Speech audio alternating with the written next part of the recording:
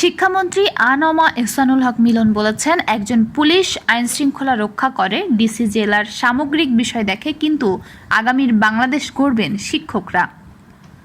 শুক্রবার বিকেলে কুমিল্লা শিক্ষা বোর্ড সম্মেলন কক্ষে শিক্ষা বোর্ড কর্মকর্তা ও বিভিন্ন প্রতিষ্ঠান প্রধানদের সঙ্গে মতবিনিময়কালে এর কথা বলেন তিনি।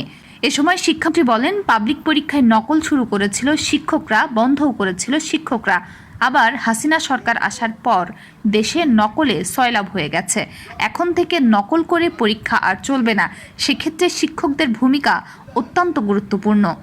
নকল বন্ধের বিষয়ে তিনি আরও বলেন, আওয়ামী আমলের মতো পরীক্ষা এদেশে আর হবে না। তখন শিক্ষকদের হাতে দুইটা কলম থাকতো, একটা কালো আর একটা লাল। কালো কলম দিয়ে শিক্ষকরা ছাত্রদের খাতায় লিখে দিত, শিক্ষকরা নকল সরবরাহ করত। এখন থেকে আগামী পরীক্ষা হবে নকলমুক্ত পরীক্ষা। বাংলাদেশে স্যার 17টা মূলত জেলা স্কুল, যেটা 13টা অনেক আগে, এরপর 4টা হয়েছে। আপনার জেলা স্কুলে ডিসি সাহেব